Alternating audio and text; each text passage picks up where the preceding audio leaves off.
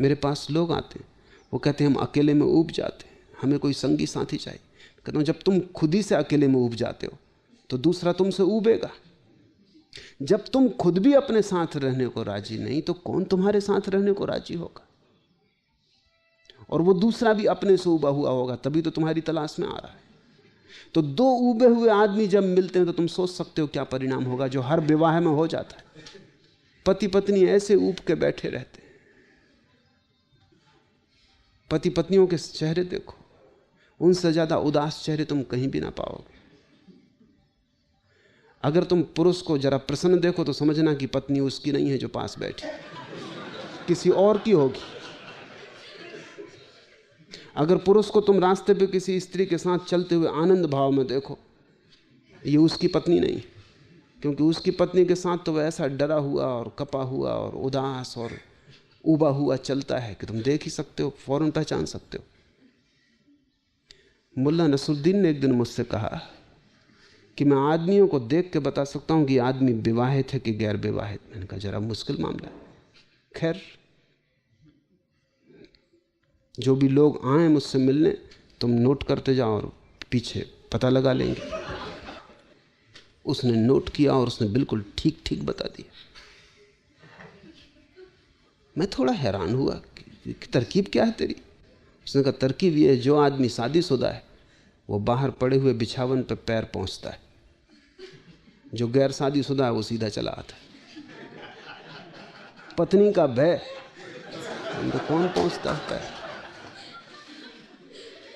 अभ्यस्त हो गए हैं वो।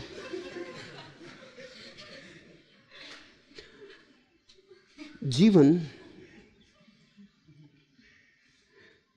तुम्हारे भीतर से बाहर की तरफ जाएगा, बाहर से भीतर की तरफ नहीं आता। तुमने अगर अपने को प्रेम किया है तो तुम पाओगे बहुत लोग तुम्हें प्रेम करेंगे। तुम अगर अपने को प्रेम करने में समर्थ हो गए तो तुम पाओगे अनंत अनंत प्राणों से तुम्हारी तरफ प्रेम की धारा बहनी शुरू हो जाती। तुमने अगर अपने को प्रेम न कर पाए, जो कि तुम्हारे साधुओं की शिक्षा के कारण असंभव हो गया है, तो तुम्हें कोई भी प्रेम न कर सकेगा। मेरे हिसाब में अगर तुमने अपने को प्रेम किया तो तुम पाओगे अनंत लोग तुम्हें प्रेम करते हैं, और ये प्रेम बढ़ता जाता है, बढ़ता जाता है। एक दिन अचानक तुम पाते हो कि परमात्मा का प्रेम भी तुम पे बरसा।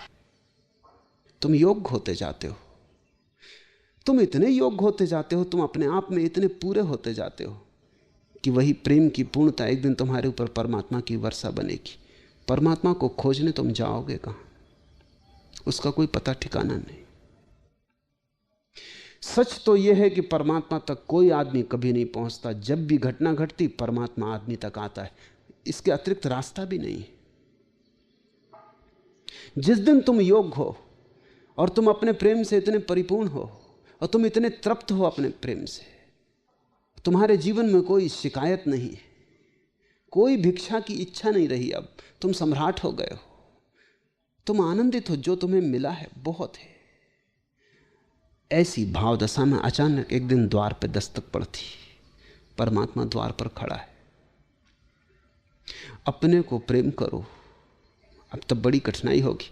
जैसे जैसे तुम अपने को प्रेम करोगे तुम अपने को बदलने भी लगोगे, क्योंकि प्रेम के योग्य भी तो बनाना होगा। एक बार तुम्हें यह ख्याल आ जाएगा अपने को प्रेम करना है तो तुम्हें बहुत सी क्षुद्रताएं दिखाई पड़ने लगेंगी जो कि प्रेम ना करने देंगी। उन क्षुद्रताओं को तुम्हें छोड़ देना होगा, वो तुम्हारी समझ से छूट जाएंगी।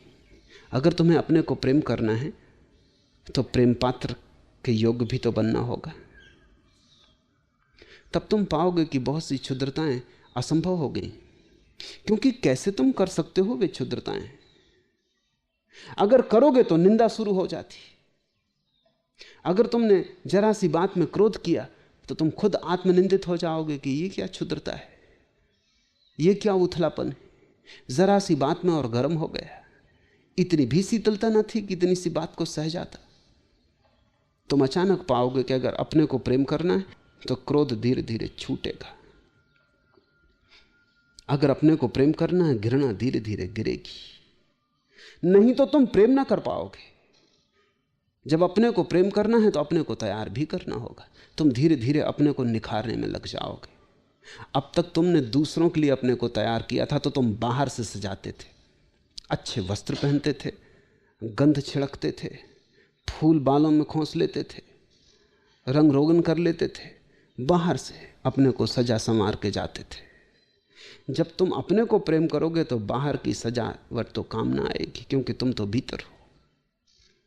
और तुम कितना ही रंग ऊपर पोत लो चेहरे के, तुम्हें तो अपना असली चेहरा पता ही नहीं। जब तुम अपने को प्रेम करोगे तो तुम्हें भीतर सजाना पड़ेगा, भीतर का श्रृंगार शुरू होगा, और भीतर का श्रृंगार ही साधना है।